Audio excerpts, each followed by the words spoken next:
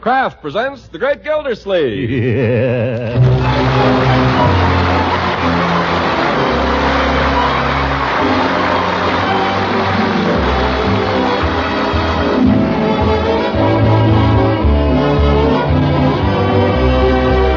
The Kraft Cheese Company, makers of Parquet margarine and a complete line of famous quality food products, presents Harold Perry as The Great Gildersleeve. Kraft brings you The Great Gildersleeve every week at this time, written by John Whedon and Sam Moore, with music by Claude Sweeten.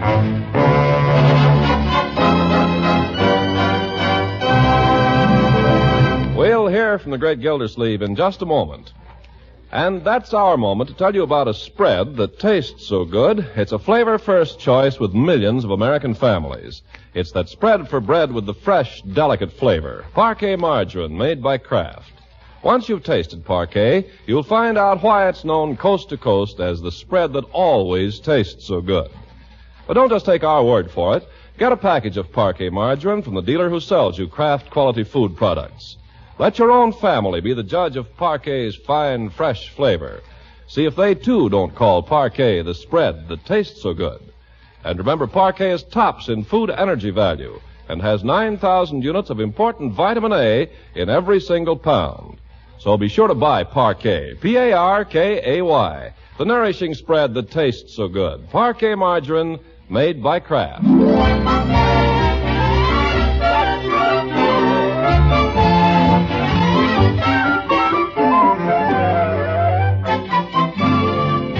Now let's join Gildersleeve and his little family in Summerfield.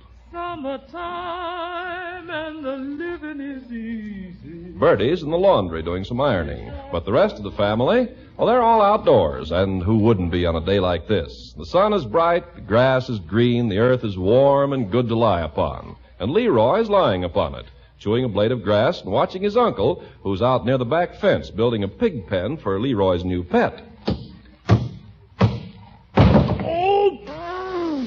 Stop watching me, Leroy. And Marjorie, she's giving the pig a bath. Yes, sir, she's got a tin wash tub, and she's down on her knees beside it. Oh, there. Leroy, help, quick! Go help her, Leroy. Come on! Hold on to him! He's slippery. Take it easy, Tiger. I won't let you drown. There, Tiger. What happened? He fell in. Listen, that's a valuable pig. It's not my fault. He squirmed. You better dry him off before he catches cold. Bertie, have you got a towel? Yeah, bring a towel, Bertie. Hey, you better let me hold him, Marge. Oh, I've got him now. But he feels more comfortable with me. Well, be careful. You see, he knows me. Oh, he's shivering, the poor little thing. Oh, Tiger, are you cold? Well, you just snuggle up to Uncle Leroy. Here's a towel for him, Leroy. Oh, good. Nice and warm. I just ironed it. Hey, hand him to me, Leroy. You know how to hold him? Well, I should. I held you when you were 2 days old. Gave you a bath every day till you was 5. And he hasn't had a bath since. Very funny. Here, Bertie, grab him. Come here to me, Piggy. Come here to Bertie. Look at him. Ain't he cute? So little and round. Look how he wrinkles up his snout. Would you? Oh, I love his skin. It's so pink. And look, it's baggy in the seat. Well, what's going on here? We just gave the pig a bath, Unc. Well, how'd he like it? He hated it. Yeah, I could have told you that. How you come with the pigsty, Miss Gilsey? Pigsty? Well, it turned out to be more work than I anticipated, Bertie. Very difficult wood. The nails refused to go in straight. But after all, it's only a pigsty. We ought to make it a deluxe pigsty. Maybe we could paint it white, colonial maybe, with a little striped awning out in front for him to lie under. Marjorie, we're going to have a spoiled pig on our hands if we don't watch out. That pig has got to learn to fend for himself. Let him learn his responsibilities early in life. After all, I was only 13 when my father took me aside and said... Hey, Cheese, it's the police. Huh? Where? It's Chief Gates. Well, hello there. Oh, hello, Chief. What have we here? A pig. So I see. His name was Tiger. Tiger, eh? What's on your mind, Chief? Well, as a matter of fact, it's in regards to the pig. Oh, what about it? I don't like doing this, Commissioner, but We've had a complaint. A complaint about what? About you keeping pigs? Listen, who made that complaint? That is neither here nor there. Well, I want to know. I'm sorry, Commissioner, but I'm not at liberty to divulge the name. Oh, you're not? Well, look, Chief, I'm a taxpayer here, and if a charge has been made against me, I have a legal right to know the nature of the charge. The charge is keeping pigs. It's against the zoning restrictions. Zoning restrictions? I never knew they had any. Uncle Mort, what does he mean? Well, as I say, I'm just as sorry as I can be, but I'm afraid the pig will have to be disposed of. Uncle Mort, you aren't going to let them take... Just a moment, children. They can't take my pig, Unc. They can't. Now, Leroy. Why, I raised that pig from a baby. Come here, Tiger. Well, you see how it is, Chief. The children are very fond of it. Commissioner, I'd sooner cut off my own right arm, but the law's the law, and the law is no pigs. He's not a pig. He's a pet. In the eyes of the law, he's a pig. Well, listen, why don't you mind your own business? Leroy. Yes, why don't you do something useful instead of coming around and bothering people about their pigs? Why, Marjorie. Now, kiddies, I want you to understand this is none of my doing. It is so. Now, let's be reasonable, Sonny. When you come right down to it, what real difference does it make to the pig whether you eat him now or 6 months from now? Eat him? Why, sure. Never heard of roast suckling pig? Why, it's delicious. You'll like it better than turkey. Don't let him do it, Unc. Don't let him do it. Now, Sonny. You kill my pig and I'll kill you. Leroy. I will. I'll get it done and I'll kill you. Leroy, that's the Chief. I mean, don't get upset. You just go in the house with Marjorie and let me handle this, my boy. Take him inside, my dear. Come on, Leroy, let's go. Let go of me. Come on, Tiger. We'll run away. We'll run away from home. Well, gosh, Commissioner, I didn't mean to start anything like that. Well, you have started it. What's more, I'm not going to get rid of the pig. This is my property, Chief, and I'll keep pigs here if I want to. Now, there you're putting me in a very difficult position, Commissioner. Much as I dislike to, I'm afraid I'll have to get a court order. Okay, you get it. Go ahead. And when you do, you tell him I'm going to fight it. Yes, by George, I'll fight this thing all the way to the Supreme Court and back again.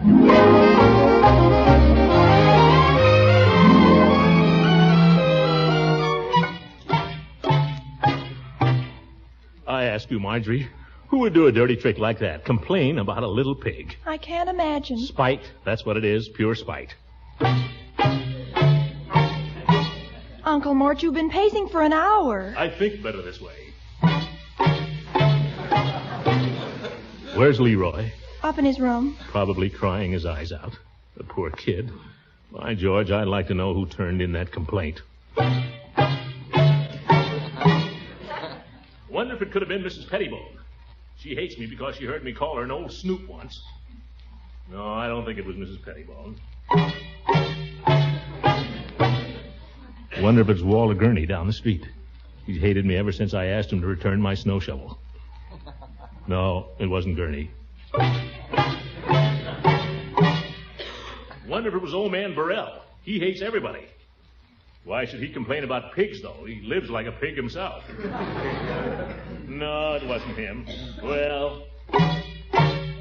Say! What? No, it wasn't Hooker.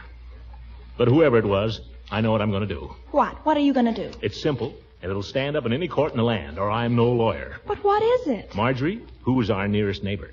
Why, Mrs. Ransom. Correct. Leila Ransom. She lives right next door, closer than anybody to us. But does she object to the pig? No. But I still don't see... If anybody has a right to complain, she has, right? But, Uncle Mort, I still don't... Answer my question. Am I right? You're right. Very well. I simply get Leila Ransom to sign an affidavit to the effect that the pig is no nuisance to her, and that's all there is to it. If she doesn't complain, how can anybody else? Oh, Uncle Mort, you're so smart. That's a wonderful idea. There's just one hitch. What's that? I think Leila hates me, too.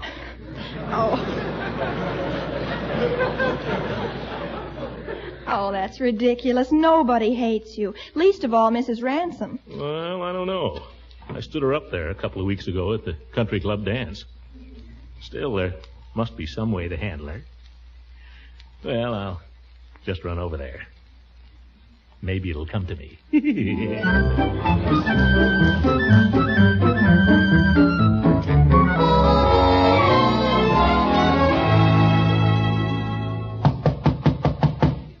Yeah, this is going to take a little handling, I guess.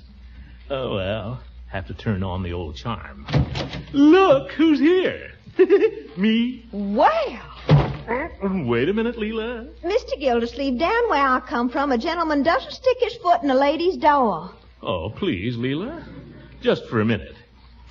Let me come in, won't you? You appear to be in. I was expecting another gentleman. I wouldn't have even gone to the door. But now that you're in, I suppose I shall have to be civil to you, being from the South. Oh. Well, thank you, Leila. Shall we go in and sit down? Must we? Well, no, we can stand up. I just dropped in to ask you a favor. Really? Doesn't it strike you, Mr. Gildersleeve, that a gentleman who invites a lady to a dance and then breaks the engagement is hardly in a position to ask a favor? Well, this isn't for myself. It's for a pig. What? Look, Leila, let's go in and sit down. I can explain better sitting down. If you have any business with me, Mr. Gildersleeve, you can explain it here. But, Leila, after all, we meant to each other. And keep your distance. You're right, Leila. I've been a bad boy. I'm no good. You shouldn't have anything to do with me. Well, if that's the way you feel, suppose we go in and sit down.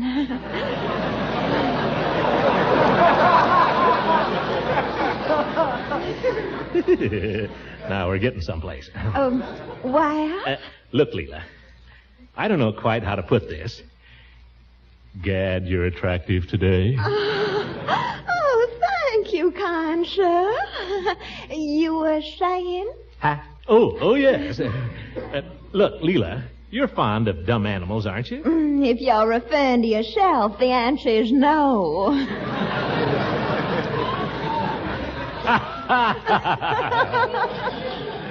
Oh, very good. Yeah. Leila, be serious, won't you? Oh, not terrible. Go on, Throckmorton. Well, some dirty so-and-so has made a complaint about my pig. Really? I thought if you'd be willing to testify that it's a nice pig and no trouble to anybody. Really, Throckmorton, I've had some strange requests in my life, but this is the first time I've ever been asked to endorse a pig. Well, it really wouldn't be any trouble. Mr. Gildersleeve, it might interest you to know that it was I who made the complaint about the pig. You? Certainly. I might have withdrawn it if you hadn't come over here with all these mealy-mouthed compliments, telling me how attractive I am when all the time you're thinking about a pig. All that charm gone for nothing. All right, we'll go to law.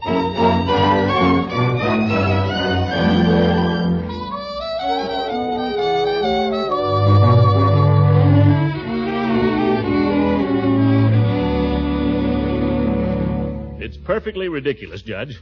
What does a town this size want with zoning restrictions? Nevertheless, Gildy, the restrictions stand. They're on the books, and as it says in black and white, no livestock. I don't care what it says, Judge. We're going to fight. Gildy, as your attorney, I have to tell you haven't a leg to stand on. Why, you old goat, Now, let me finish.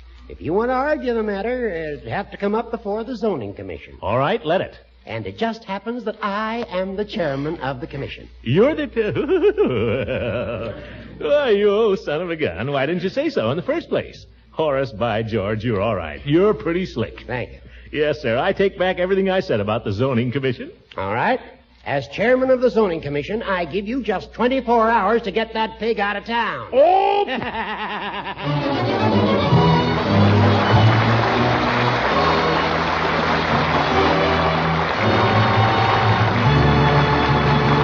Gildersleeve will be with us again in just a few seconds. A grocer friend gives us some good advice we'd like to pass on to you. He says it's the early in the week shopper who gets the pick of the foods these days. And mighty good advice that is. By avoiding rush hours and getting to the store early, you're more likely to find good-tasting, nourishing foods on hand. Take Parquet margarine, for example. Parquet is in big demand everywhere. And that's to be expected, of course, because Parquet is the spread that always tastes so good. Parquet is economical, point-thrifty, high in food energy value, and fortified by Kraft so that every pound contains 9,000 units of vitamin A.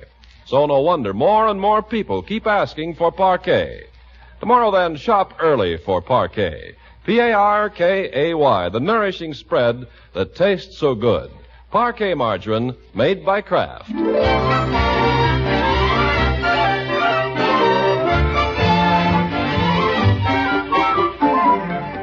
Now, here's the great Gildersleeve again, faced with a delicate problem in domestic diplomacy, namely, how to do away with a pig that's crept into the hearts of his nephew Leroy and his niece Marjorie.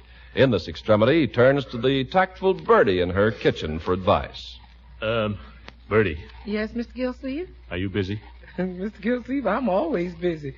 You want something? Well, I am... still ironing, huh? Well, it's about this pig, Bertie. Judge Hooker says we'll have to get rid of it. Something about a zoning ordinance. Anyway, the pig must go. Poor Leroy. He's gone downtown to get some linoleum for the pigsty. Yeah, I know. He's crazy about that pig. Well, sir, if he's got to go, he's got to go. We're here today and gone tomorrow. Yes, Bertie. I thought I could just take him down to the butcher and have him... Well, you know, a little roast pork wouldn't be so bad. Now, Mr. Gildersleeve, if we have roast pork for Sunday dinner, Leroy's going to be suspicious. You may be right. Still, there must be a way of disguising pork. Fricassee it may be. Pork's pork, Mr. Gildersleeve. Fricassee it, fried, bake it, or stuff it. Pork is still pork. You think the children would notice? They notice any kind of meat these days. They're meat conscious. Yeah. Well, what if I had him, what about sausage? They ain't know where sausage comes from, too. Well, confound it, Bertie. I've got more than $15 tied up in this pig. I just can't throw it away. Maybe you could sell him to the butcher. That's a good idea, Bertie. Or trade him, maybe, for some lamb chops. By George, I'll call him right away. What's the fellow's name? Mr. Belden at the Reliable Meat Market. Belden? I think I got in a row with him once. Yes, sir, you called him a robber. I better try somebody else. He's the only butcher in town now, Mr. Gildersleeve. All right, then I'll try Belden. Only I won't tell him who I am. Yeah. What's the phone number there, Bertie? 3418.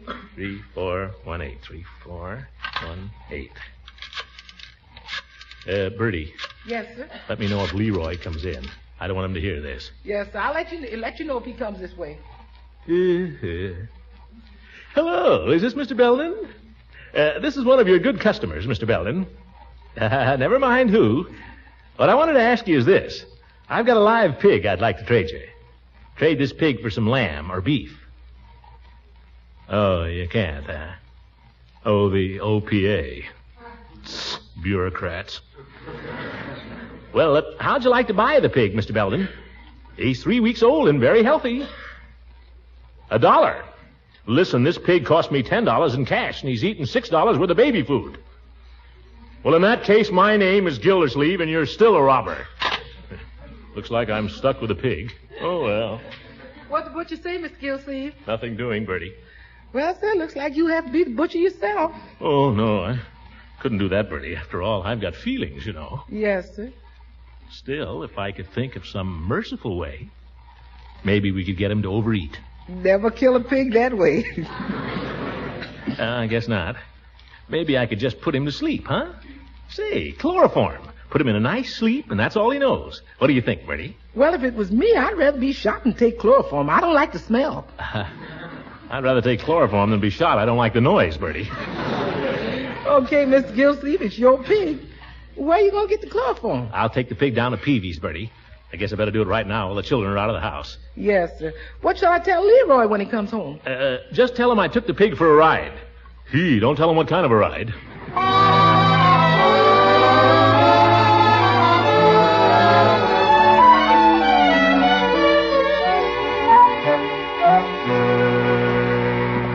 Well, Peavy's got his screen door up.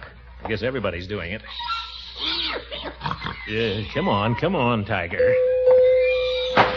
Well, Mr. Gildersleeve, is that a pig, Mr. Gildersleeve? Oh, sure, it's Pig. It's the pig you sold me that baby food for. You ought to remember him. Oh, yes. It's just a little unusual for a pig to walk in here, that's all.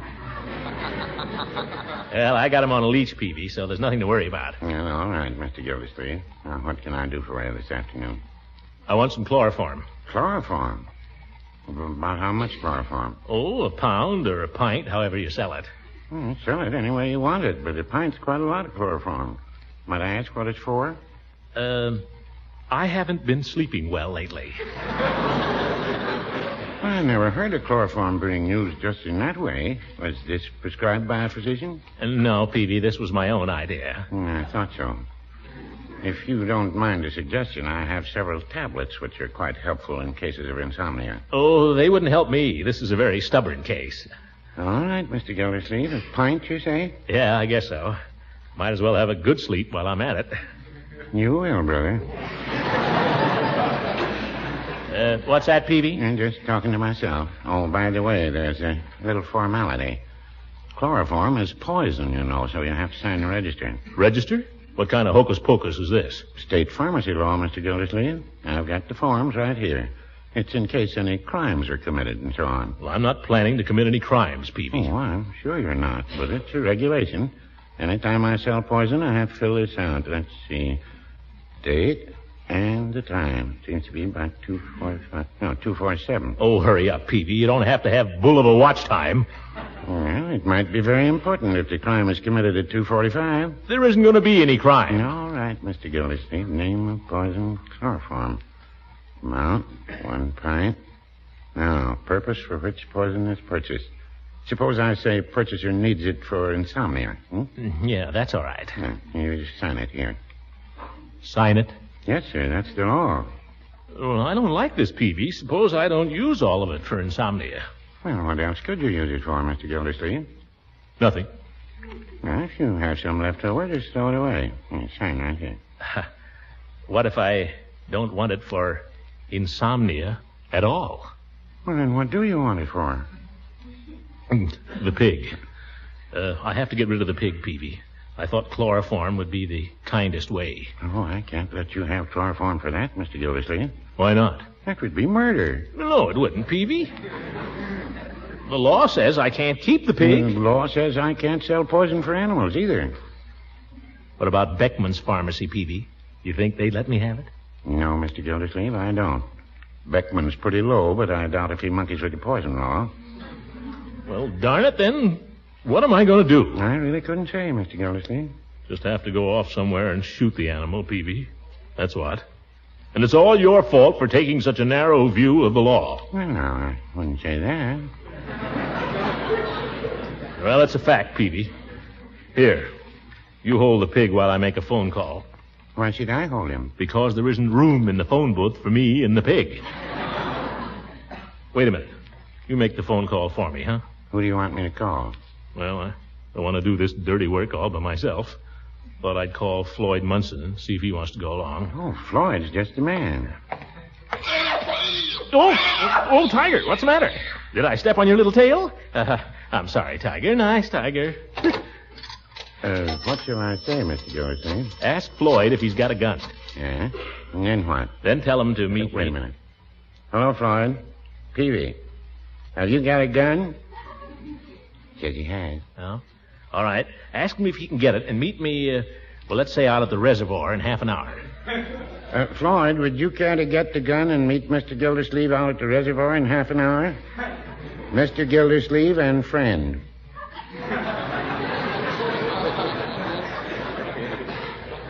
Well? He wants to know if it's a duel. Oh, for heaven's sake. Just tell him it's important. Mr. Gildersleeve says it's important, Floyd. All right, goodbye. You'll be there, he says. Good. Thanks, Peavy.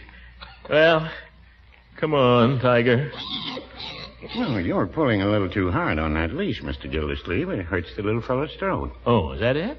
Well, come on, Tiger. Come on. Mr. Gildersleeve. What is it? As long as you're taking the pig away to shoot him, I wonder if he'd accept a chocolate sundae with my compliment. Oh, Peavy, that's a lovely thought. Make it 2.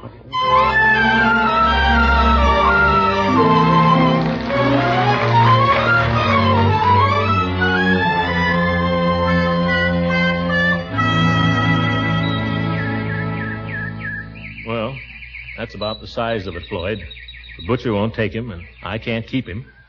Only way I can get any good out of him is to do away with him myself. Yeah, I see what you mean, Miss Gildersleeve. Down, Tiger. Say, you got him pretty well trained. Oh, yeah, very intelligent pig. As pigs go, of course. I guess the kids will miss him, huh? I'll have to tell the children that he ran away. Yeah, that's very smart.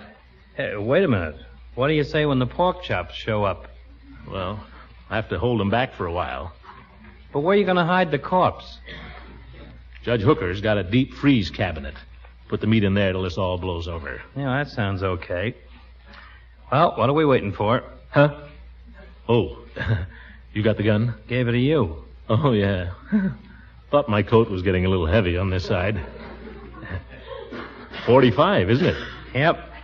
He'll never know what hit him. Oh, I wonder where I should, where's his heart? You don't want to shoot him in the heart. Spoil too much meat that way. Well, then, where? I don't know. It's all good stuff, even the feet. Did you ever eat pickled pig's feet? No. Nice with coleslaw. I guess the best thing is to let him have it right between the eyes. Yeah, I guess so. Well, go on, plug him. We don't want to be out here all night. The wife gets a little ugly if she has to hold up supper. Well, come here, Tiger. Don't look at me like that, Tiger. What's the matter? He looked right at me as if he knew what I was going to do. Maybe he does. Animals are funny that way. Did you ever read that story, Black Beauty? Horse knew the bridge was out. Yes, I remember. Well, this thing all cocked and ready, isn't it? Yep, ready, aim, fire. That's all there is to it. All right. Now, Tiger. Look out! Tiger, you must never jump on a man with a gun in his hand. It might go off. Now, stand still, Tiger. Now you got him. He's looking at me again. Those sad blue eyes. Oh, he ain't really sad, Mr. Gildersleeve. He thinks you're playing with him. I wish I was. I don't think I can go through with this, Floyd. Oh, come on. You're not doing anything wrong. Pigs are made to eat. I know. He's lucky to get knocked off early before he knows how much fun he's missing.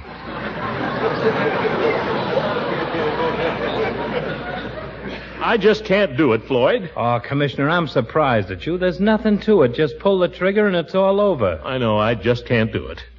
Here, you do it. Oh, no. Well, there's nothing to it, Floyd. Just pull the trigger and it's all over. Easy enough to tell the other fella. Sure, but I couldn't shoot him any more than I could shoot Leroy. Oh, sure. I'd just as soon shoot my wife.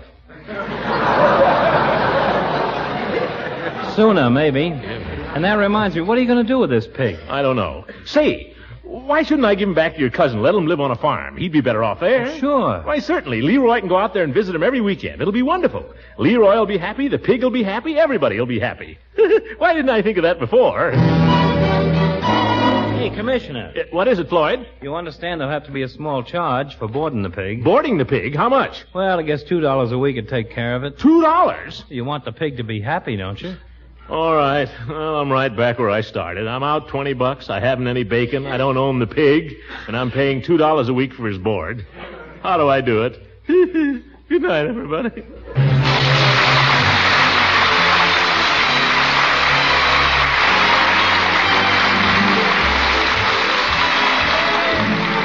Music on this program was directed by Claude Sweet, and this is Ken Carpenter speaking for the Kraft Cheese Company, makers of Parquet margarine and a complete line of famous quality food products. Kraft invites you to listen again next week for the further adventures of the great Gildersleeve.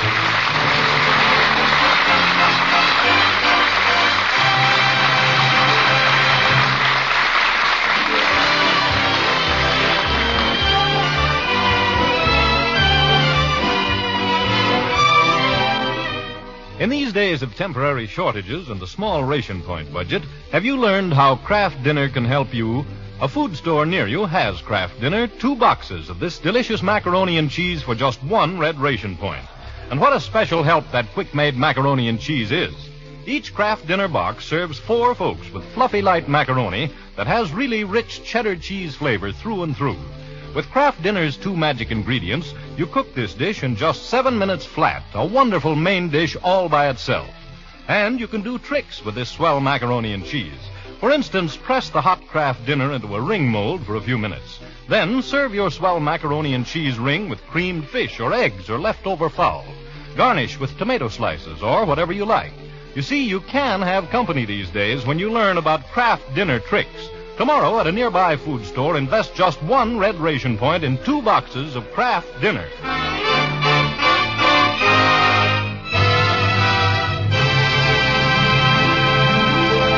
This is the National Broadcasting Company.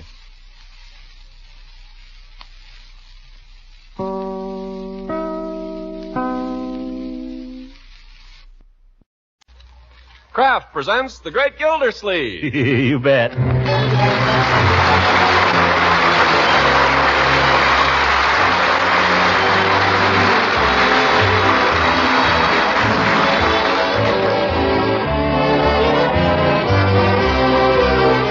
The Kraft Cheese Company, makers of Parquet margarine and a complete line of famous quality food products, presents Harold Perry as The Great Gildersleeve. Kraft brings you The Great Gildersleeve every week at this time, written by John Whedon and Sam Moore, with music by Claude Sweet.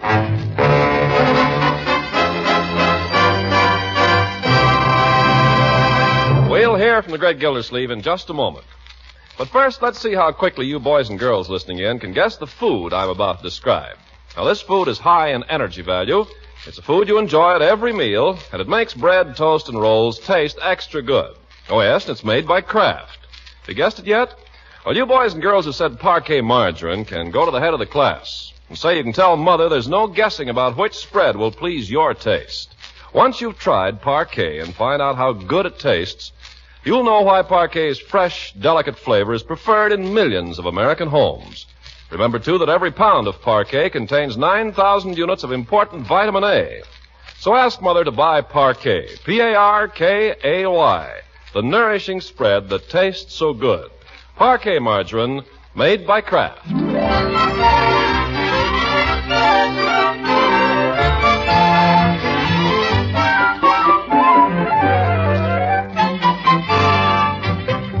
Now let's see what goes on in Summerfield. Ah, yes. In the society column of the Summerfield Indicator appears this item. Hi-ho! The post-Lenten social season is in full swing these days, and everything is gay, gay. One of the highlights of the season occurred last evening at the charming home of prominent Mrs. Leila Ransom, who supported the war effort with an informal reception and buffet supper in honor of prominent Mr. But we're getting ahead of our story. Let's go back a day. Let's go back a day and up one flight to the bedroom of Throckmorton P. Gildersleeve, where that prominent figure finds himself cornered by his niece and nephew. How about it, Unc? Yes, Uncle Mort, how about it? You've been putting it off and putting it off. You said a week ago. You promised. And this is the day they're collecting the clothes. The high school's sending a truck around. Now, just a minute. One at a time. I ask him first. I get the most. You do not. We divide it evenly. I don't see where you Well, get off I am entitled to do exactly that. One at a time, one at a time. Mr. Gildersleeve? One at a time. Excuse me, Bertie. Mr. Gildersleeve, while you're at it. Yes? I'm getting the clothes ready for the malls. You got anything you want to, Carol? Well, yes, Bertie. I've got a few things in my closet here. My tuxedo, for instance. Uncle Mort, you'll never wear that tuxedo again. Now, why don't you give that to the drive? Me. I get the tuxedo. Oh, no, you don't. Now, wait a minute. Whoop. Leroy, pick up that tuxedo. It slipped off the hanger, Unc. I didn't even touch it. Pick it up. I was gonna. Bring it here. Okay. Look at it. My goodness, I got to dust out that closet. Doesn't matter if it's a little dusty, Unc. The Russians won't care. Just for that, I think you ought to give it to me. Nothing doing. I need it more than she does, Unc. If we bring 50 pounds of clothes to school for the drive, we get a free ticket to the movies. Objective Burma. It's neat. Errol Flynn But our gets school is collecting today, Uncle Mort. The truck's coming around this morning. Wait a minute. A free ticket, Unc. Objective Burma. Errol Flynn. The clothes are for the Russians. They're not for Errol Flynn. Hold on now. The clothes are mine, so keep your shirt on, both of you. I'll decide what's to be done with them. But, Unc, if I bring 50 pounds to school, I get a free ticket to the movies. I heard that, Leroy. Objective Burma. I heard that, too. Errol Flynn. I know. Bertie. Yes, sir. Take the tuxedo downstairs. Hang it on the line and air it thoroughly. Then put it in mothballs. Oh, Uncle Mort, you'll never wear it. Well, what about it, Mr. Gildersleeve? Take the tuxedo downstairs. Yes, sir.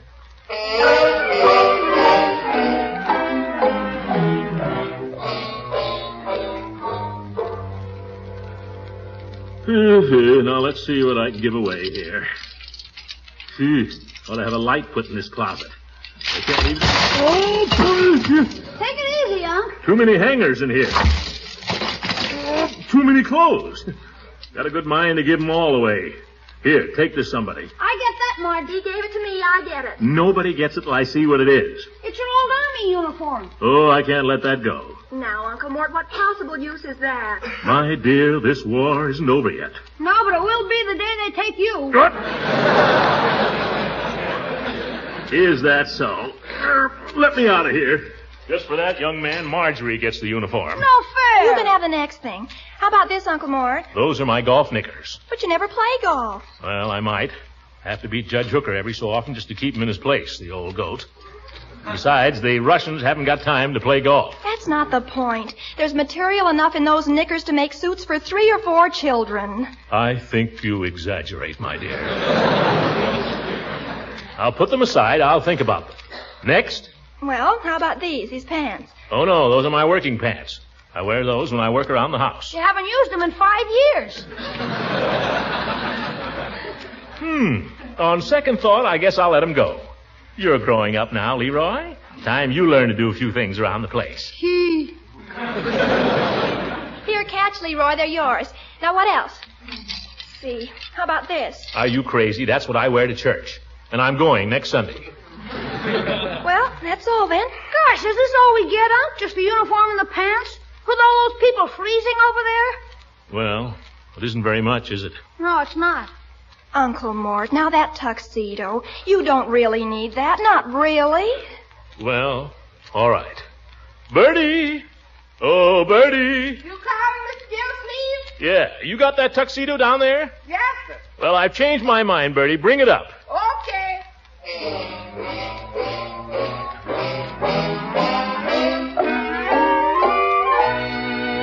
That's it, Mr. Gildersleeve. I gave it a good brush, and I'm just going to hang it out on the line. By George, that's a handsome outfit. You know it, Bertie? Yes, it sure is. You know, I hate to let it go. Well, goodbye, old tux. Let's have it, Unc. Now, just a minute. Yes, sir. Some of the happiest hours of my life were spent in that tuxedo. The only suit I ever had made to order. Cost me $75. Look at those lapels, Marjorie. Real silk. You don't see that anymore. And that vest. Silk brocade, top to bottom. Look at the jacket. Look at the way it hangs, even on the hanger. That style. What's a peanut bar doing in the pocket? Can I have it, Unc? What, the peanut bar? I'm afraid it's pretty stale, my boy. Can't be too stale for me. Yeah, you may be right. I don't want to rush you, Uncle Mort, but the truck will be coming by here any minute, so we ought to bundle up the clothes and be ready. Now, just a minute. I haven't entirely made up my mind. You mean you're not going to let us have the tuxedo? Well, I don't know. Cost me $75. I don't care what it cost. You never wear it and you don't need it. Not the way the Russians do. Confound it, what do the Russians want with my tuxedo? It isn't just the Russians. I suppose Stalin is going to wear it to state functions. I suppose he needs it to go to San Francisco. Stalin isn't going to San Francisco. Well, neither is my tuxedo.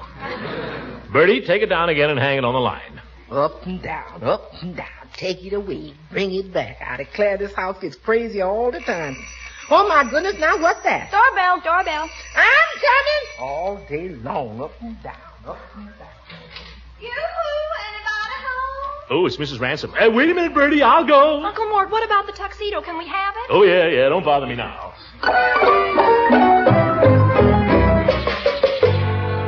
Well, Leila. I hope you'll forgive me barging in like this, Throckmorton. Glad to see you anytime. Hey, come in and sit down. Oh, I couldn't. You're just going to hate me when you know what I came over for, Throckmorton. Not me. Well, I've come to steal Bertie. What? Oh, you needn't be frightened. It's just for the evening. But I've got to have help because I'm giving a party. Party? All of a sudden, yes, a buffet supper. You're invited, of course. I'm giving it for an old friend of mine who's just come to town, James Eustace Calhoun. James Eustace Calhoun? Calhoun. James Eustace Calhoun. Never heard of him. You wouldn't, of course. He was a friend of my late husband's. James Eustace and Beauregard grew up together down in Savannah. Friend of Beauregard's, huh? His best friend. He's sort of related by marriage to my cousin Tupper Hathaway. Oh, he was terribly in love with me at one time. But then so was George William Hungerford. They were so cute. They used to call on me together, James Eustace and George William. I just couldn't make up my mind between them. But then along came Beauregard and settled the whole thing. Oh. Is that the doorbell? Yeah, pardon me. Bertie, doorbell. I'm coming.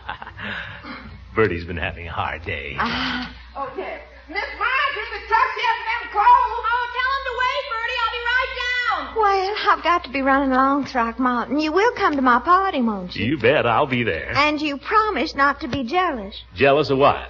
James Eustace Calhoun. Why should I be jealous of him? Well, gracious, he's so handsome. Looks aren't everything. And he's the loveliest dancer. What do I care? I'm not going to dance with him. Silly. He has the most elegant manners. He's a diplomat, you know. Oh, he is, eh? What's he doing up here? Well, I don't know exactly, but it's for the government. It's terribly secret, I suppose. Anyway, I'm so excited. I just can't wait till I see him again. I know you'll be impressed by him, Throckmorton. Well, I've met diplomats before. I shook hands with Jim Farley once. Oh, but James Eustace is different. More the lean, handsome type. I just love the way he dresses. You know, so few men know how to dress well. He wears imported tweeds and things like that. Oh, simply divine. But gracious, here I'm rambling on.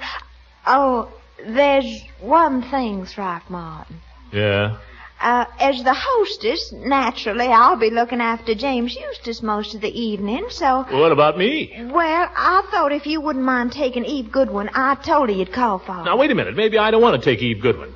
Well, I think she's terribly attractive, but of course, if you don't want to, I'm sure Judge Hooker would be only... Now, hold on. I didn't say I wouldn't. After all, Eve and I are good friends. I'll call for her, sure. Only... Gosh. Throckmorton, I'm afraid you're just a teensy bit jealous. I am not. You be nice to James Eustace now, and don't let me catch you boys fighting over me, you hear? Goodbye now, and don't forget. Bertie, I expect I'll be seeing you this evening. Yes, ma'am, if you want me. Won't you? I don't know what I'd do without you. James Eustace Calhoun. Sounds like a gigolo to me. Such a gorgeous dancer. But he can't sing a note. But he can't even carry a tune. He's so tall and handsome, why isn't he in uniform instead of walking around in tweeds? Thinks he's such a fancy dresser. Why, George, I could show her and show James Eustace. Uncle Mort, are they still there? Is who still where? The men with the truck for the clothes drive. They're waiting out here. Oh, thank goodness. Hey, wait, Bertie, stop her. Miss Marjorie, your uncle wants you. What does he want? Bring back that tuxedo. But Uncle Mort, you promised. The Russians. Don't worry about the Russians. They're the best dressed people in Berlin right now. This is one time I gotta have that tuxedo. The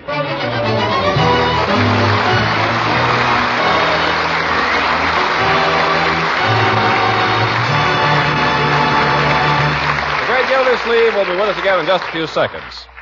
You know, most American families are big bread eaters, and if yours is a family of average size, they may eat as many as 6 loaves of bread a week.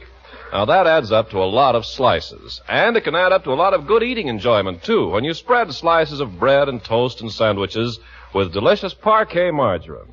Parquet's fresh, delicate flavor really satisfies, makes bread rolls, pancakes, and waffles taste so good you'll want to eat more. And as for good nutrition, listen to this. Economical Parquet is actually one of the best energy foods you can eat. What's more, every single pound of Parquet is guaranteed to contain 9,000 units of important vitamin A. So for flavor that really satisfies, for energy and vitamin A, be sure to buy Parquet. P-A-R-K-A-Y, Parquet margarine. Ask for the spread that tastes so good. Parquet, made by Kraft.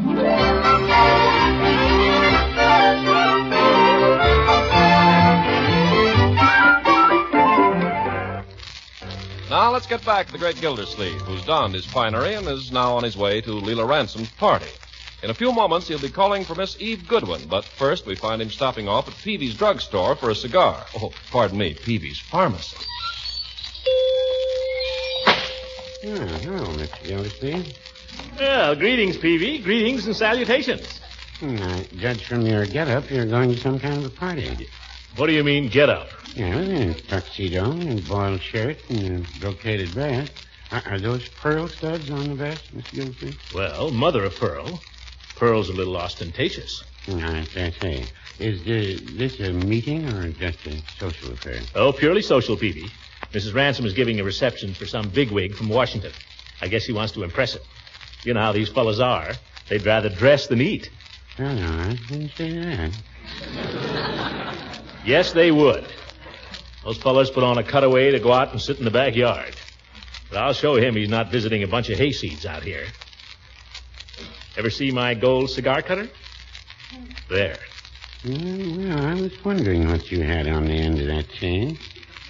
My grandfather's gold watch is on the other end. Doesn't keep time anymore, but it looks, well, substantial. Well, it looks substantial, all right. Must weigh 1.5 pounds. Where'd you get the walking stick, Mr. Gildersleeve? It's quite some time since I've seen a gold-headed cane. Belonged to my great-uncle Albert. The gold knob's a little loose, but it stays on if you know how to hold it. Yeah, maybe a little mucilage would help. No, not necessary. I'll put the knob in my pocket when I get there. Let's see, what did I come in here for? Oh, yes, cigars. I want the most expensive cigars you have, Peavy. Yes, sir. You mean the 3 for half? Is that the best you can do? Well, no, but that's as high as you've ever gone, Mr. Gildersleeve. I'm establishing a new ceiling, Peavy. The sky is the limit. Well, I've got a cigar here that costs 50 cents straight. How does it look to you? No band. No, sir. This particular cigar doesn't carry a band. Well, then how's anybody going to know it costs 50 cents? Well, I could tie a little price tag around it. What? No, don't try to be funny, Peavy. Just give me 6 of those 3 for half. Then I'll know where I stand, and so will everybody else. Yes, sir. That'll be $1 plus the tax. I'll just put them in my cigar case. That's very handsome. Leather. This part here is gold-filled. You don't say. $1 plus the tax, Mr. Gildersleeve. I'm trying to get the money, Peavy. Got my change in my watch pocket here. If I can... Maybe if you took your gloves off, you could... You charge it, Peavy. That charge it shall be. Well, have a good time, Mr. Gildersleeve. I will, Peavy. I'll be the belle of the ball and the queen of the May. Queen of the May. Looks like a monkey on a stick. Come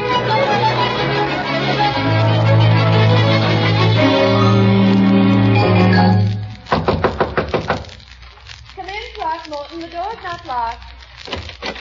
Eve, where are you? Have a chair, Throckmorton. I'll be ready in just a second. Women. All they think of is dressing up like a plush horse. Might as well sit down and be comfortable. Vest is getting a little tight. Still, it makes me look slender. How have you been, Eve? I've been fine, Throckmorton. How have you been? Fine. What the dickens are you putting on that takes so long? I'm going to show you right now. Oh, my goodness. What's the matter? Nothing. Huh? I thought maybe there was something the matter with my clothes. Oh, no. They're perfect. How do I look?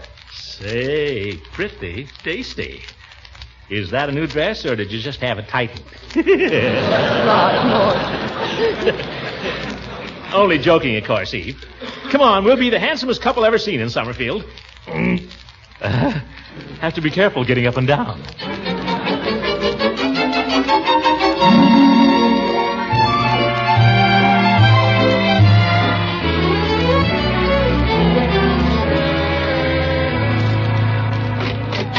Good evening, Mr. Gildersleeve. Evening, Miss Goodwin. Well, hello, Bertie. Fancy finding you here. Good evening, Bertie. May I take your wraps, folks? The drawing room is right to the left.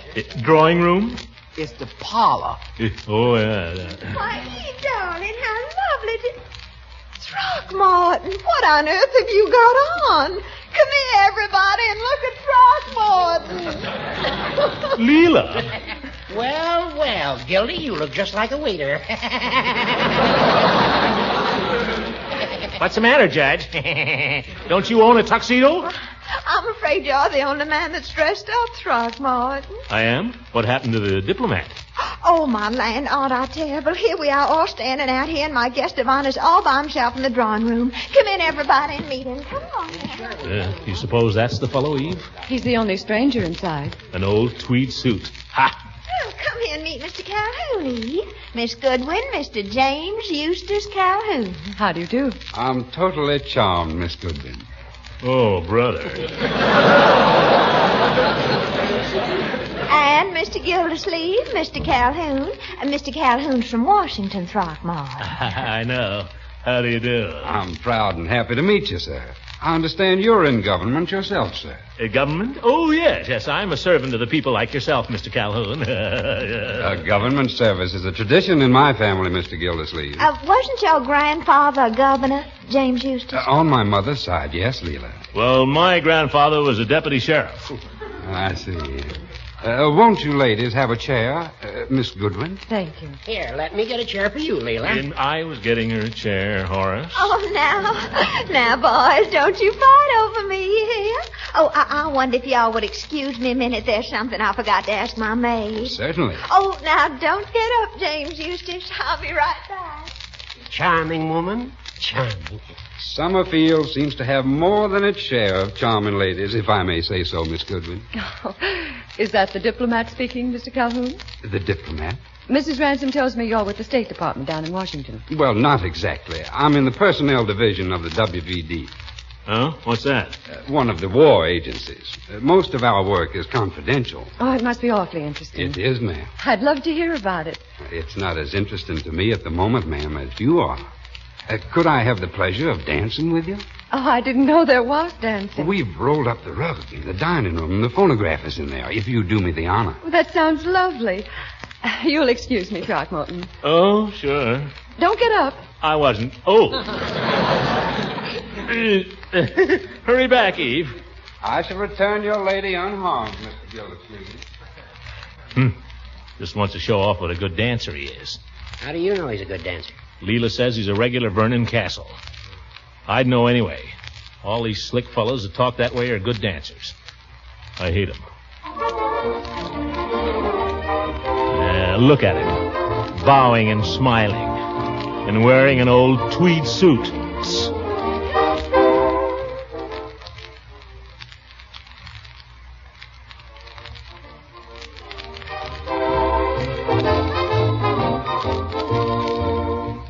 Well, Mr. Calhoun, I must say you're a marvelous dancer. Isn't it simply divine, Eve? Oh, stop or we'll spoil it. I'm afraid you ladies have already spoiled me for dancing with ordinary partners. Throckmorton, why aren't you dancing? I don't want to. Oh, come on, Throckmorton. I just love the way you swing me around. He almost frightens me to death, James Eustace. Why, I imagine Mr. Gildersleeve is a beautiful dancer. Well, I've had a few compliments in my time. Eve, would you do me the honor? Oh, I wish you'd excuse me for a few minutes, Throckmorton. I'm a little out of breath. Oh. Well, how about you, Leila? Shall we tread a measure? Oh, let's just talk for a minute, shall we? I'm dying to know just what James Eustace does down there in Washington. Oh, my job is mostly routine, Leila. Signing reports, filling out forms, and so on. I imagine the judge here has a much more interesting job than I have. What about me? I find the bench very satisfactory, Mr. Calhoun. A judge gets a chance to study human nature. I've always believed, as the poet said, that the proper study of mankind is man. Very true, Judge, very true. Well, now, as water commissioner, If you will permit me, Gildy. Mr. Calhoun, a judge sees a good deal of human flotsam and jetsam in the course of a year. A water commissioner sees plenty, too. Gildy. But the fellow that reads the meters, he sees everything.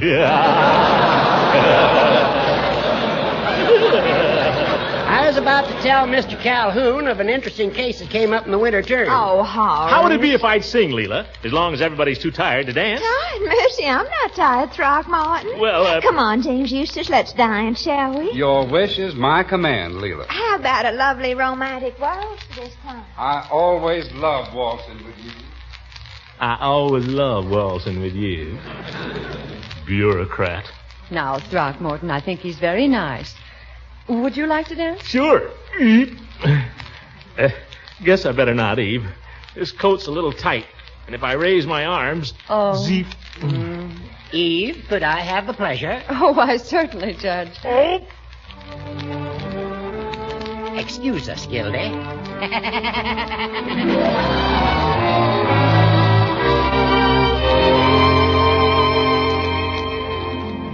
I don't know whether I mentioned it, Mr. Calhoun, but I sing a little. That's a grand gift, Mr. Gildersleeve. I envy you, sir.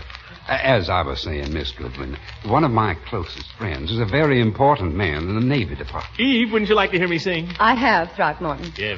And this friend of mine remarked the other day that, in his opinion, we'll have regular plane service across the Atlantic within 5 years. I wouldn't want that to get around, of course. I won't tell a soul. What's going on in here? Secret? Leila, wouldn't you like to hear me sing? Well, later, Throckmorton, we're going to have supper now. Supper? Well, just one short song then, huh? Kind of relax everybody before they eat. Well, I'm not sure it would, Throckmorton. You put so much into your singing. Oh, come on, Leila. You play for me. Well, everybody else wants you to, do they? Well, they all love music, don't they? I do, and I'd like to hear you sing anyway, Gildy. I'd rather hear you than listen to any more of Calhoun's conversation. Yeah, well, thank you, Judge. Ladies and gentlemen, Mr. Throckmorton P. Gildersleeve has consented to favor us with a vocal selection. Well, that's just fine. He'll be accompanied at the piano by our charming host. How lovely. I shall endeavor to present the dramatic ballad, Chloe. Leila? Yeah. That's a very good key. Chloe. Oop. Mother of pearl stud. Grab it, Horace. Chloe. I've got it, Throckmorton. Someone calling, no reply. Night shades fallen, hear him sigh. Chloe. Throckmorton, it went down my dress. Chloe. Oh! Is that another stud? No, that was a pants button. I'm going home and change my clothes.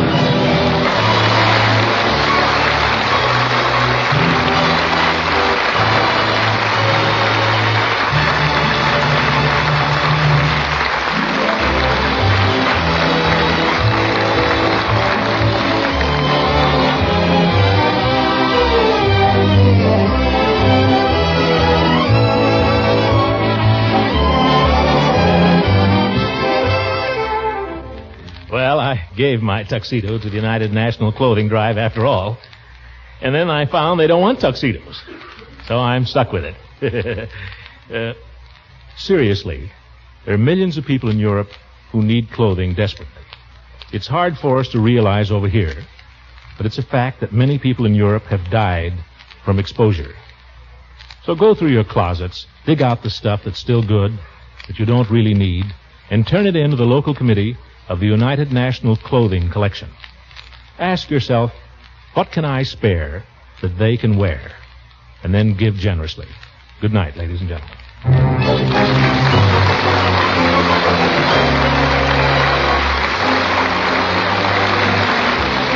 Music on this program was directed by Claude Sweet. This is Ken Carpenter speaking for the Kraft Cheese Company, makers of parquet margarine and a complete line of famous quality food products.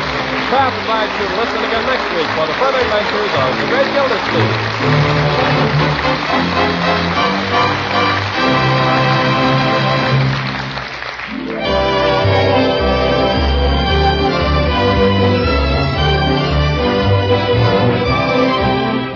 Now, a wonderful help in menu planning. It's Pabstet, the delicious golden cheese food. The cheese food that's so nourishing, so easy to digest, so useful in 100 appetizing ways. For a tempting main dish, blend Pabstet's mellow cheddar cheese flavor into nourishing, economical macaroni and au gratin dishes. Or melt Pabstet into a smooth, luscious cheese sauce to pour over vegetables, hard-cooked eggs, chicken, or fish. For lunchbox sandwiches or after-school treats, spread delicious Pabstet on graham crackers or between layers of white or whole wheat bread. There's actually 100 different ways to please your family with Pabstet. And remember, Pabstet supplies many important food elements: muscle-building protein, milk minerals, vitamin A, and the important vitamin called riboflavin.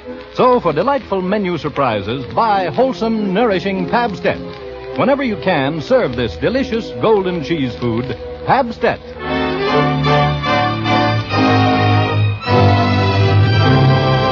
This is the National Broadcasting Company.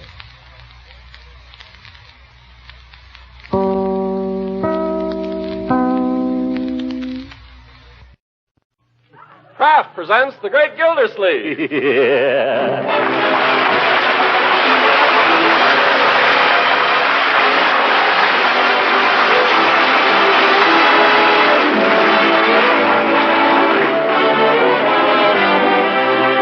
Kraft Cheese Company, makers of Parquet margarine and a complete line of famous quality food products, presents Harold Perry as the Great Gildersleeve. Kraft brings you the Great Gildersleeve every week at this time, written by John Whedon and Sam Moore, with music by Claude Sweet.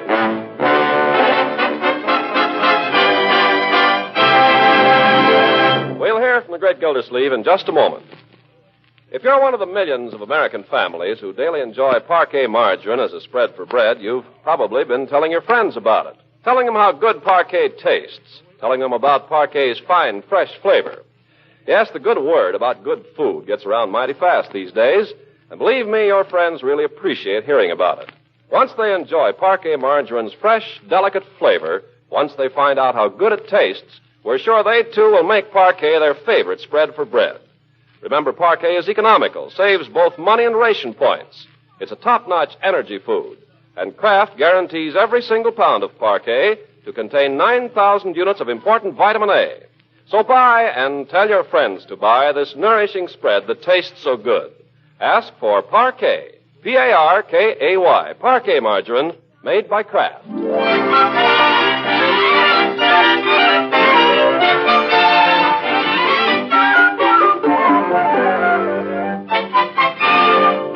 Now let's journey on to Summerfield and the Great Gildersleeve.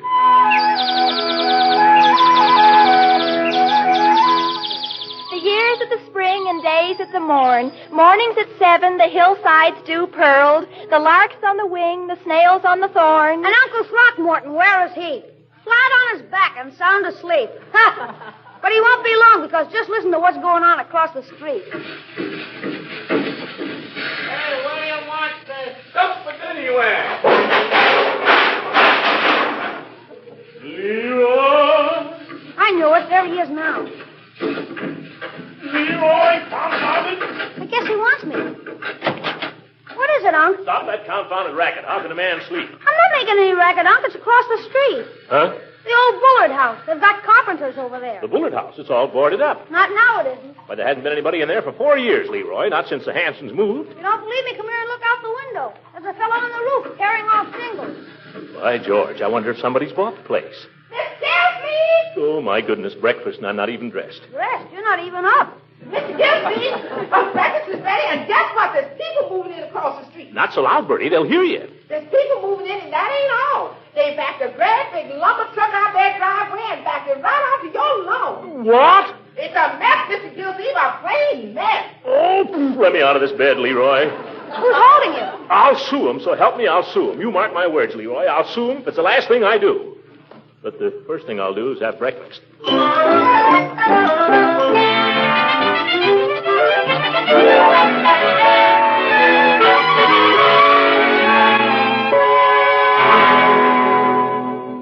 Where's my breakfast? Where is everybody? Where's Marjorie? She's across the street. Across the... What's going on here? Hey, there's a moving van. You see, Bertie's talking to the driver. I won't have it. Go to the door, Leroy, and call him. Okay.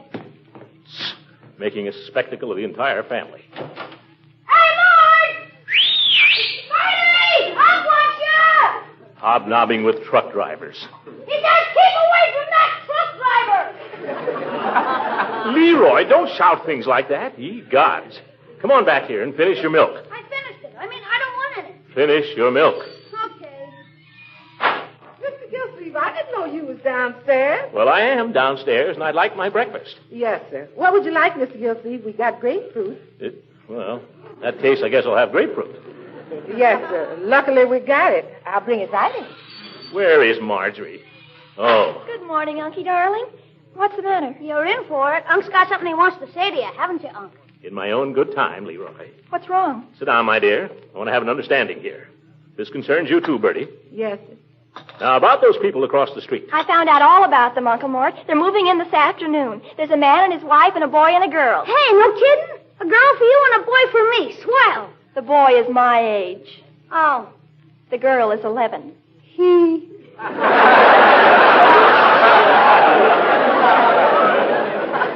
Now, that's what I wanted to speak to you two about.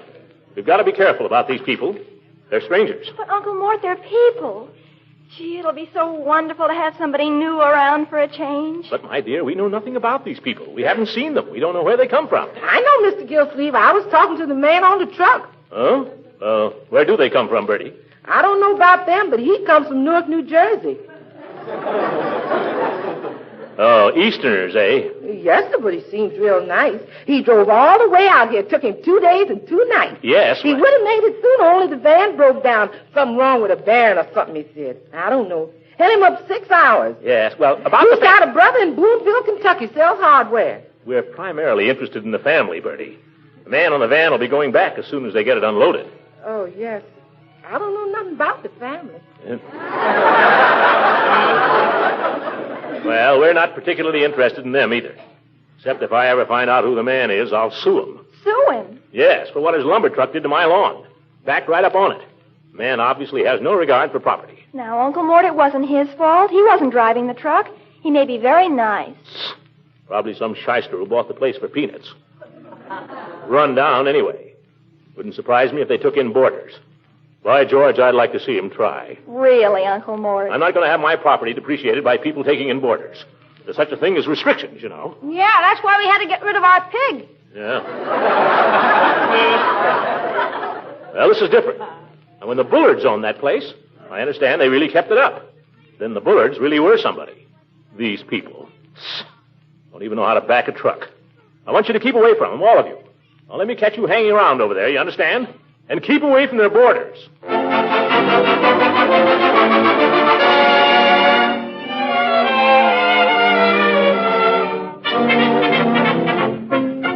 Mr. Gildersleeve, you going downtown today? Huh? Downtown? Oh, well, I may and I may not. What you watching, Mr. Gildersleeve? Something new going on over there? Oh, I wasn't watching across the street particularly, Bertie. Just looking out the window and wondering about the weather. Yeah, that's it. Say, there goes another sofa. That's the third one they've unloaded. The first 2 was love seats. Well, even so, a sofa and 2 love seats. That's nothing. The man told me they got a whole nother van coming. Say, 2 van loads? That's a lot of furniture, Bertie. You don't suppose they're going to open a swap shop? Anybody home? That's Miss Ransom. Must be at the back door. In here, Leila, in the living room. Well, I can't be standing here all day gawking at the neighbors. I got work to do. Morning, Miss Ransom. Good morning, Betty. I came across the back way, so I just walked in the kitchen door. Hope you don't mind. Not at all. Ice man and the laundry man, they do the same. It's open house here all the time. Thank you.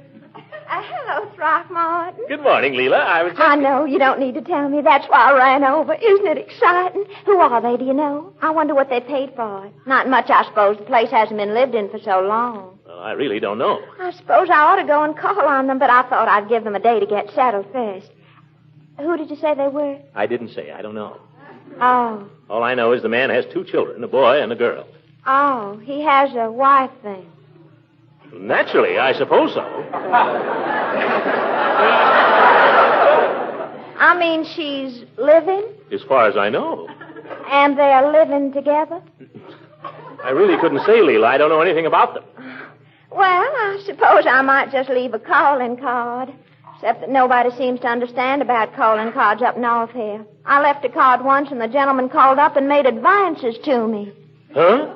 He wanted me to have dinner with him when we hadn't even been introduced. Turned out to be a very dull dinner, too. Oh, I'll go, Bertie.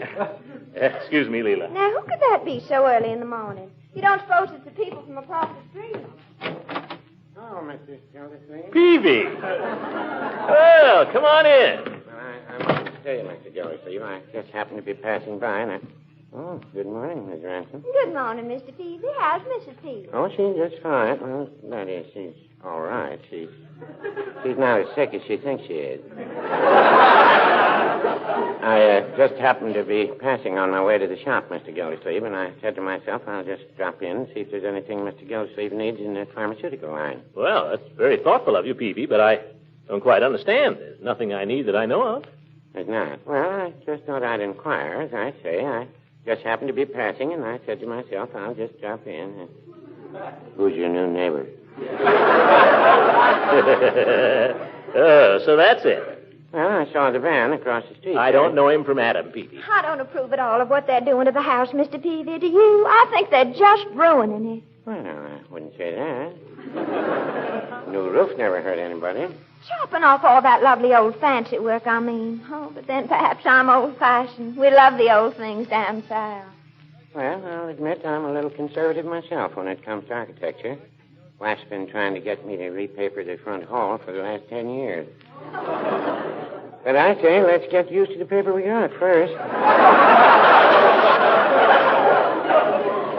I just hope those people aren't going to paint their house some hideous color, that's all. Well, if they do, by George, Leila, I'll pull down all my front shades and use the back door. As it is, I've given the children orders not to go near the place. I heard it. Well, I must be going. Oh, it's you, Judge. Come in. Thank you. What is this? Well, Leila. Good morning, Judge. And Peavy. Quite a little gathering. Hear ye, Superior Court of 15th District now in session. Well, what's got into you, Peavy? No, just a little joke. Gildy, I see you have a new neighbor. You're not the first to discover it, Judge. Know who he is? No, but when I find out, I'm going to sue him. Sue him? For what? The man deliberately backed a lumber truck on my lawn between 7 and 7:15 this morning. Oh, nonsense. Cut it to ribbons. They tell me I haven't gone out to look at it yet. Well, forget it, Gildy, forget it. You know who's bought the place? Rumson Bullard. Bullard? Is he one of the Bullards who owned the place originally? The eldest son. Yes, sir. He bought the old family estate, coming back here to retire. Rumson Bullard. Rumson Bullard. What kind of a name is that? What's the matter with it? Bullard's a good name. Always was. Rumson Bullard. I don't trust any man with a fancy first name like Rumson. Give me a man with a good, honest name like Fred or George. Or Throckmorton. All right, you old goat. There are exceptions. What did this guy Bullard ever do that makes him so great? Went to New York and made himself a cool million, that's all. Huh? $1 million, you say? Well, something like that. 100,000 anyway. Enough to come back here and retire on. You don't say. $1 million. That's more than I make in a year. He would have to be married. And he's going to live right across the street from me. Ha! You fellas better be nice to me. Still thinking of suing him, Gildy? Go on, you old goat. Come along, Peavy. We better be getting downtown. Coming, Leila? I guess I better. Maybe I'll just leave a card there after all. Will we be seeing you at the Jolly Boys tonight, Gildy? I'm afraid not, Judge. I'm afraid not. Well, what do you know? Hee. Right across the street, too. Rumson Bullard. By George, he can drive up on my lawn anytime. Oh, Bertie! Yes, sir? Did you holler, Uncle? I was calling Bertie, Leroy. Bertie, what's for dinner this evening? Well, I was thinking about lamb stew, Mr. Gildersleeve. Forget it, Bertie. Get a steak. Steak with all them points? Yeah. We may very likely be having company for dinner this evening. Company? Who? Our new neighbors. Who do you think? You mean them people across the street? Certainly. After a hard day's moving, a good hearty dinner with some friendly neighbors would probably be welcome. I've said it before, and I'll say it again. What a character.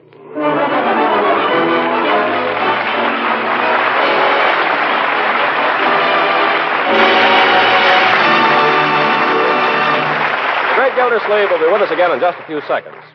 Have you been on the go lately, working long hours and working extra hard at home or on the job? Well, if that's the case, you're using up extra energy. And a mighty good way to replenish some of that energy, yes, and a mighty pleasant way, too, is to spread bread, toast, or rolls with delicious Parquet margarine. Parquet is tops in food energy value, and you'll say it's tops in taste, too. Parquet's fresh, delicate flavor is welcomed every day in millions of American homes. In fact, millions of families prefer Parquet margarine to any other brand. And remember, Parquet is a vitamin-fortified spread. Every single pound contains 9,000 units of important vitamin A. So be sure to buy this energy-packed spread that tastes so good. Ask for Kraft's Parquet Margarine. P-A-R-K-A-Y, Parquet Margarine, made by Kraft. You're darn tootin', Peavy. Well, anyhow, whether he made it or married it or minted it, he's got money. How do you know, Mr. Gildersleeve? I saw his furniture. 2 vans, Chief. You don't say. Yeah. Oil paintings with lights fastened onto the frames. Any, Just landscapes, Floyd. Oh. And old masters, I imagine. Most likely. Well, Mr. Gildersleeve, if you play your cards right, he might ask you over for tea. You can wave your pinky and discuss the stock market. I'll stick to Coke. How about a Coke for you, Commissioner? Not just yet, thank you. If I were you, Floyd, I wouldn't make fun of people I don't know. Remember, it's no crime to be a millionaire. No crime to be a burglar unless they catch you. But I don't want to knock your friend. Any friend of yours is a friend of mine, Commissioner. Oh, is that so? That sounds fair enough, Mr. Gildersleeve. What I was saying before. I got a friend I'd like to bring into the club.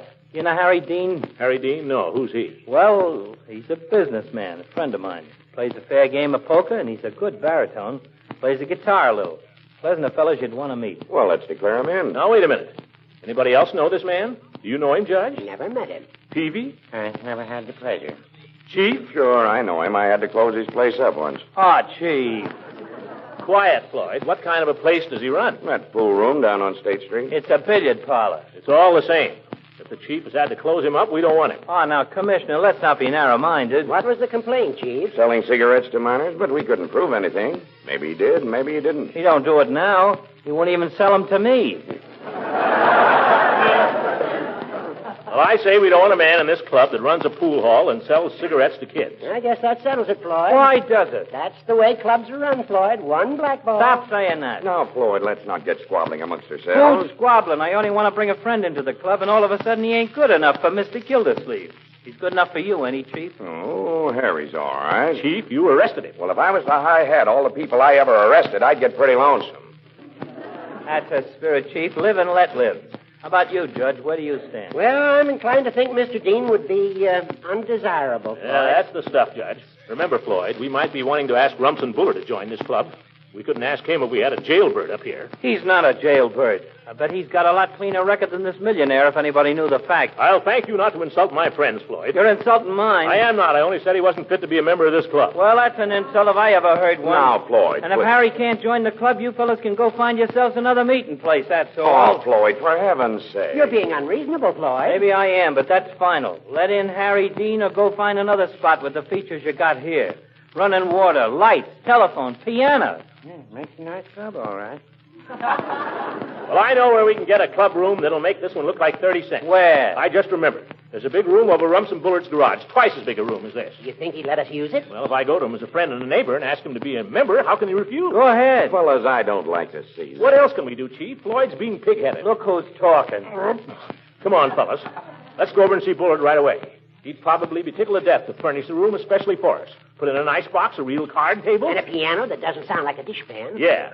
Well, who's with me? I am. Chief? Can't we patch this up, Mr. Gildersleeve? If Floyd will abide by the Constitution, one black ball keeps a man out. We haven't any Constitution, and you can get yourselves another hall. You heard him, Chief. Are you with me? No, I think I'll stay here, Mr. Gildersleeve. Peavy, are you with me or with Floyd? Yeah, who are you with, Peavy?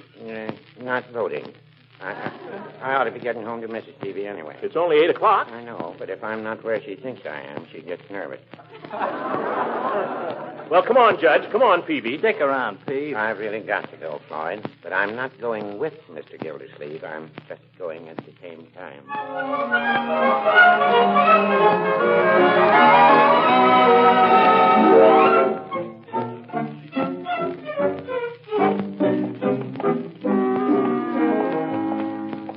Well, there's the van. They're still unloading. I don't see any signs of Bullard. He may be on the other side of the van or in the house. Well, I'll be running along, gentlemen. Good luck, Mr. Gildersleeve. You might as well wait a minute to see what he says, Peavy. Then maybe we can go up and see the room. Well, There he is now, Gildy. Standing there in the door, talking to the moving man. By George, big fellow, isn't he? Must be over 6 feet. Fine-looking man. Distinguished looking. Well, you fellows wait here, and I'll go and introduce myself. Well, don't you want me to go with you? I am his neighbor, Judge. He doesn't want the whole town piling in on him all at once. After it's all settled, why, naturally, I'll introduce you and Pete. All right. You got a comb horse? No, I haven't, I'm sorry. Yeah, just keep your hat on, Mr. Gildersleeve. Yeah, I guess so. Of course, he might ask me to come in. Oh, well, if he's as nice a fellow as I think he is, he'll be willing to overlook a few details. Well, sure he will. Yeah, sure. Well, here I go. Where do you want this table, Mr. Bullard? Well, that goes in the front bedroom upstairs. Yes, sir. Pardon me, Mr. Bullard. Who? Oh, what is it? Does this chair go the same place as the table? No. Let's see. That one goes in the living room. Yes, sir. One side, mister. Oh, look where you're going. Moving men. Were you looking for me? Well, yes, I wanted to introduce myself. My name's Gildersleeve, Throckmorton P. Yeah? I'm the water commissioner here in Summerfield. Oh, I see. Well, I expect to subscribe for the water in due time, Mr. Gildersleeve. It won't be necessary to sell me. I'm not here on business, Mr. Bullard. Oh, you're not? Well, I'm rather busy, as you can see, so if you'll excuse me... I'm your neighbor across the street. I just came over to say hello. Oh. Well, how are you? I guess we're ready for the piano now, Mr. Bullard. Yes, well, be careful of it. If you drop that, it'll kill you. Yeah, don't worry. I'd like to have you try my piano sometime, Mr. Bullard. It's Wembley. Oh, that's all? Yes, sir. One side, mister. We take the legs first. The living room? That's right. What I wanted to ask you, Mr. Bullard, we have a little club here in this town, just a few of us, the Jolly Boys Social Club. Oh, that's all? Hey, you want it over by the window? Excuse me, Mr. Gildersleeve, Throckmorton P. Just put it along the wall. Which wall? The one with it. Oh, wait, I'll come up and show you. Well, about this club, Mr. Bullard, we thought that being new to the city, or rather, just having returned... Mr. Gildersleeve, I wonder if we couldn't talk about this some other time. I'm trying to get this van unloaded. It'll only take a minute, Mr. Bullard. You see, we need a club room. Some other time, please. It'll only take a minute. I don't care. These movers are getting $17.77 an hour. See me next week. Or next year. Oh! Money grubber. No wonder he's a millionaire.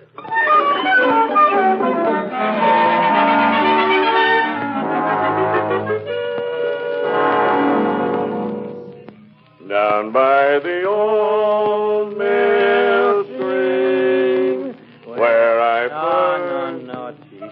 It's no good. Tenor and a bass just ain't a quartet, that's all. Oh, I guess not. You want to play a little card? Poker's no good with two people. Did you ever play casino? Oh, played with the wife every once in a while. Yeah, it's that kind of a game.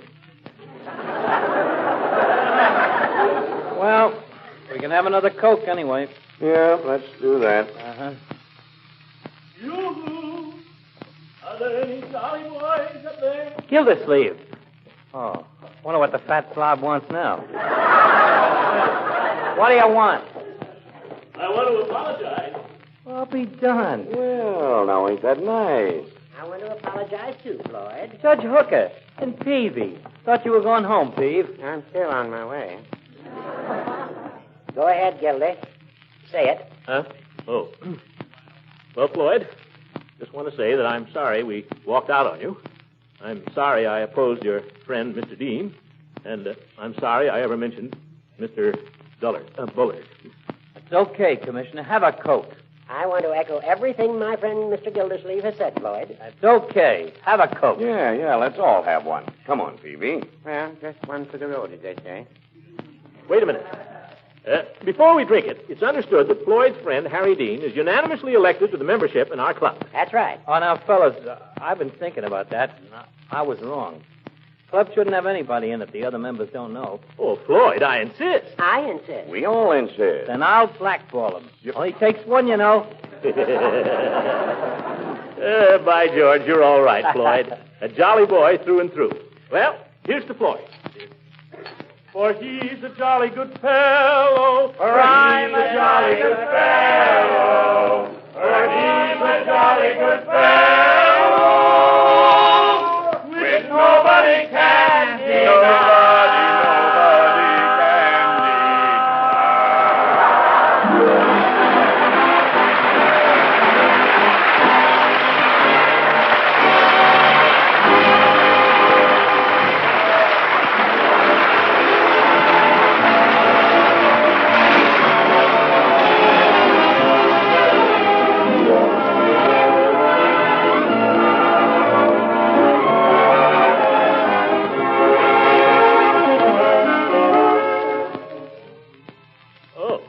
Bertie, you still up? yes, sir. Mr. Bullard was over here a little while ago. He seemed real nice. Mr. Bullard? What did he want? He wanted to borrow some candles. No electricity over there. Candles? Some nerve. He asked me if I knew where I could get a good cook, and, Why, and he said he'd be willing to pay her pretty good money. Oh, he did, eh? Listen, Bertie. I want to tell you something mighty important. I've made this the guiding principle of my whole life. What's that? Money is not everything. Oh. And don't think I've forgotten about papering your room either. Yes, sir. When? Well, we'll see about it. Good night, Bertie. Good night, everybody.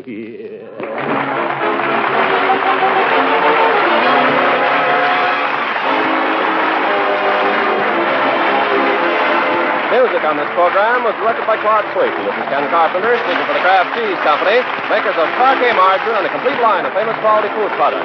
Kraft invites you to listen again next week for the further adventures of the great Gildersleeve.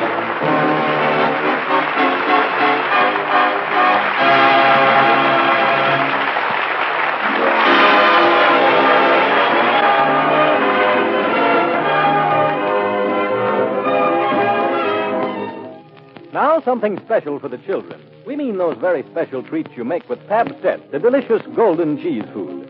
Pabstet is nourishing, easily digested, and you can serve it in 100 or more tempting ways. Children like Pabstet melted into a smooth, luscious sauce, drenching macaroni, vegetables, eggs, or fish with mellow cheddar cheese goodness. Dates or prunes stuffed with Pabstet make grand, appetizing salads. And for a delightful after-school snack, you're sure to satisfy hungry appetites when you serve graham cracker treats spread with Pabstet. Remember, Pabstet is wholesome and nourishing. It's a splendid energy food, rich in milk protein and milk minerals. Contains vitamin A and another important vitamin called riboflavin. Treat the whole family to Pabstet. Don't forget, it's a good bet for all occasions, so buy delicious, nourishing Pabstet cheese food.